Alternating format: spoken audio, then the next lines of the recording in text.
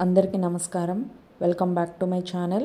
ఈరోజు వీడియోలో 2024లో సుబ్రహ్మణ్య షష్ఠి ఎప్పుడు వచ్చింది, అలాగే షష్ఠి తిథి ప్రారంభం మరియు ముగింపు సమయాలను చూద్దాము.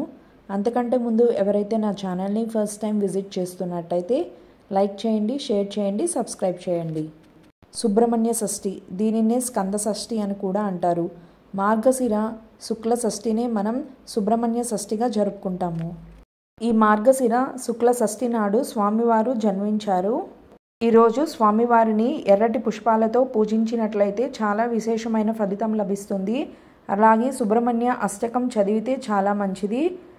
ఈరోజు స్వామివారికి నివేదించవలసిన నైవేద్యాలు వచ్చి చిమ్మిలి, వడపప్పు, పానకం, చలిమిడి.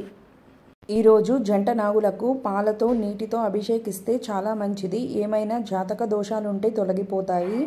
అలాంటిది ఈ సంవత్సరం సుబ్రహ్మణ్య షష్ఠి ఎప్పుడు వచ్చింది అంటే డిసెంబర్ 7 శనివారం. ఇప్పుడు షష్ఠి తిథి ప్రారంభం మరియు ముగింపు సమయాలను చూద్దాము. డిసెంబర్ 6 శుక్రవారం ఉదయం 10:49తో ప్రారంభమవుతుంది. ఎప్పుడు ముగుస్తుంది అంటే డిసెంబర్ 7 శనివారం ఉదయం 9:25తో ముగుస్తుంది.